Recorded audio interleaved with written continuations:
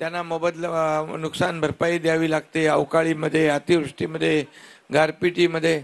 आणि त्यामुळे जो खर्च आपल्याला जो खर्च आहे तो परमनंट करावा लागतो. पण अशा परिस्थितीत देखील माझ्या ज्या काही लाडक्या बहिणी आहेत या राज्याच्या विकासासाठी काम करतायत. म्हणजे आता तुम्ही उमेदचे लोक आहेत सगळे लोक, बरोबर. खूप मोठ्या प्रमाणावर बचत गट तयार करण्याचं काम तुम्ही करता.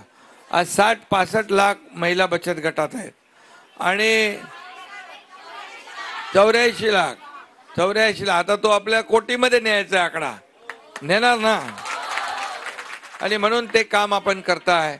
आणि आपल्याला मलाही माहित आहे तुमचे काही विषय आहेत, ते काही प्रश्न आहेत, ते आम्ही शेवटी सरकार तुमचं आहे.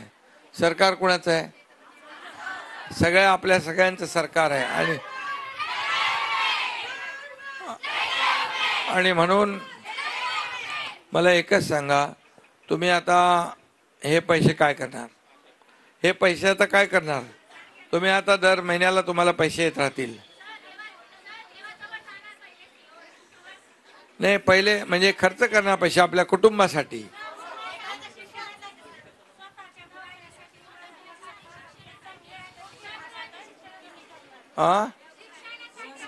मुलाच्या शिक्षणासाठी, दवाखान्यासाठी असेल. पण दवाखाना पण आम्ही आता 5 लाखाचा माफ केलाय.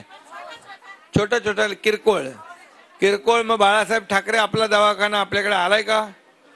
तर नाही. काही ठिकाणी नशाला आला तर ते आम्ही टाकतोय. ते बाळासाहेब ठाकरे आपल्या दवाखान्यामध्ये किरकोळ ताप, थंडी ताप काय असेल तिथं पण मोफत इलाज आपल्या सरकारने केला आहे. आणि आता सरकारी हॉस्पिटलमध्ये मोफत आपल्याला जे उपचार आहेत ते देण्याचा आम्ही निर्णय घेतला आहे. आणि पहिलं 1.5 लाख रुपये होते ना महात्मा ज्योतिबा फुलेचे, आता 5 लाख केले. त्यातल्या अटी शर्ती आम्ही काढून टाकल्या. आणि जेवढं अगदी करोडपती पासून अगदी साधा गरीब माणूस पण त्याचा फायदा घेणार. त्यामुळे 12.5 कोटी जनतेला तो नियम आम्ही लागू केलेला आहे. त्यामुळे तुम्हाला खूप फायदा होईल. त्याचबरोबर मुख्यमंत्री अन्नपूर्णा योजना केली आहे. गॅस सिलेंडर वापरता की नाही तुम्ही? तर 3 गॅस सिलेंडर वर्षाला मोफत देण्याचा आपण निर्णय घेतलेला आहे.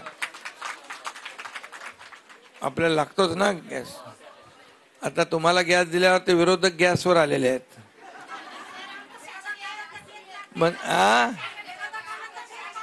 विरोधकांना एकच आहे की विरोधक ही योजना बंद पडावी म्हणून सारखा प्रयत्न करत होते. आणि योजना कशी खोटी आहे, पैसे खात्यात येणार नाहीत, बिलकुल कोणी विश्वास ठेवू नका, फॉर्म भरू नका. काही माझ्या बहिणींनी फॉर्म भरले नव्हते सुरुवातीला. जसे पैसे खात्यात सुरू झाले ते बोले विरोध